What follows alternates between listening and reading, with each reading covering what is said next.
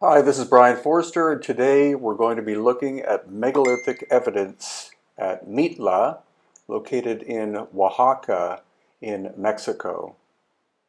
So you can already see the evidence. You see this massive column of basalt. Supposedly the quarry is located more or less a mile in the distance. We were able to actually explore the area of the quarry and were able to indeed establish that the stone is basalt.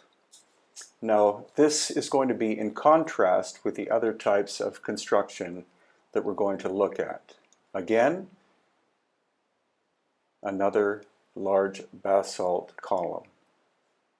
So here at the bottom, you see finely cut and well-fitted stone and much rougher work above it. There in the background, you see those massive lintels. And then here again, rough construction, and then once again, fine work at the bottom. And here, very tight-fitting basalt stone, no mortar, no gaps whatsoever, and much rougher work above. So we're obviously looking at two different civilizations. And in the case of the church, which we'll be filming in a moment, three levels of construction, three different cultures. So look how tight-fitting these stones are. Again, no mortar whatsoever. And this is the church. So the upper work is Spanish colonial, and then lower down, recycled stones from a megalithic structure.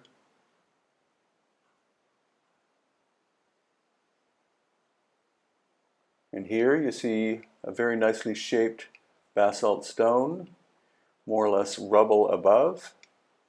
And this is crude construction. So you have the megalithic work, and then you have the Zapotec native people's work, and then you have the Spanish colonial work above.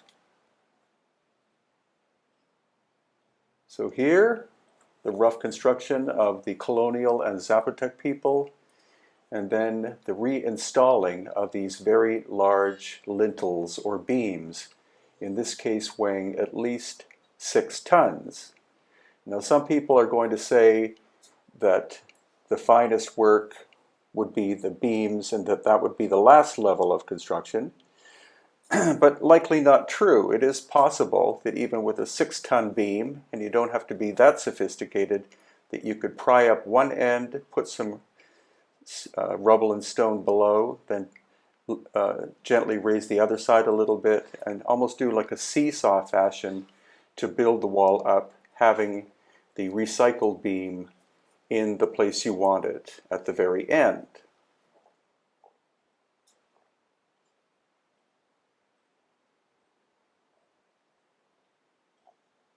Once again, relative rubble below. And there are a series of passages here at Mitla. So again, we're going to see the difference between Zapotec style, which is here, and possibly colonial, and then another one of these massive, conservatively 6-ton beams above. They've even had to put a metal bracket around it in order to hold it up in recent restoration. And then here at the bottom, once again, finely fitting stone with relative rubble placed on top of it. They used a volcanic ash as a type of concrete, which you also find in many other locations in ancient Mexico, including the massive pyramidal structures at Teotihuacan. Here again, you see the finely fitted stone in the center. And here, rough work in the lower part of the video, and then finally finished stonework, probably restoration during Zapotec times above. And here, again, rough work, and there you see what was probably a massive beam set into place into the wall.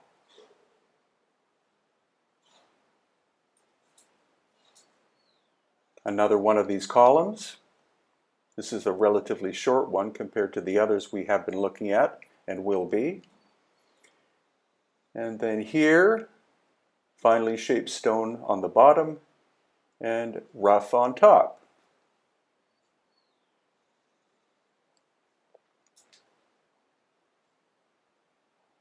Again, finely shaped stone on the bottom, rubble on top, recycled megalithic stones above, and there's another one of those columns.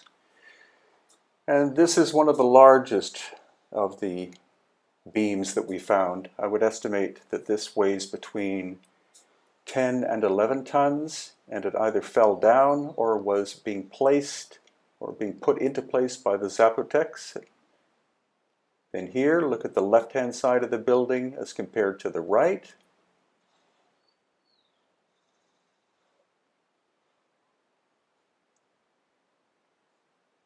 And once again, you have the fine stone on the bottom and relative rubble above.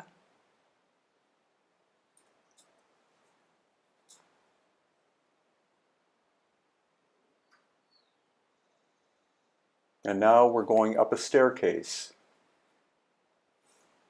So you see the stones on the bottom were probably recycled by the Zapotecs and put into place, and then later other repair work was done above, including plastering the exterior.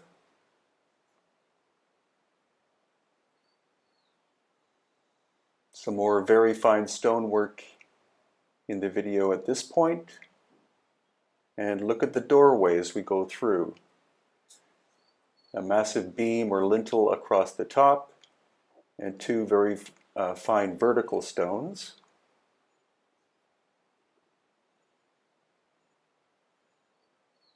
And these are actually the largest of the lintels. Notice solid stone on the right, and then rather crude repair work on the left. And again, rough work, and then fine stonework used to repair the corner. And once again, more of these massive basalt columns, all relatively the same shape and size, moved from the quarry, said to be at least 1 mile away. They were clearly the posts for a roof at one point in time, but if that was their original purpose, we don't know. Likely. And here, the largest of the beams, I estimate one to be somewhere in the region of 18 tons. You can see the repair work there in the center of the screen. And as we move along, once again, we're going to see rough repair work at the end, right there.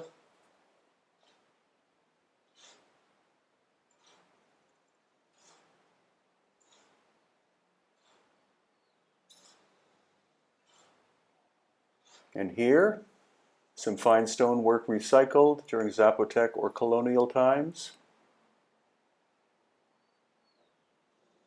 And likely the original foundation. You see how tightly fitting the stones are as compared to the corner. And at another location nearby, once again, we have these approximate 6-ton beams, very fine foundation work below, cruder work above.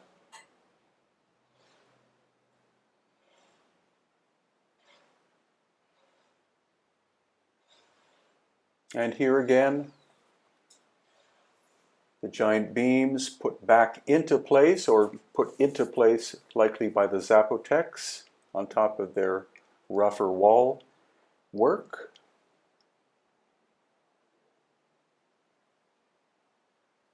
And again, another area of this construction. Fine work on the bottom, fine work on the top, crude work in between. Some more buildings that we found nearby, again with the recycled giant lintel beams.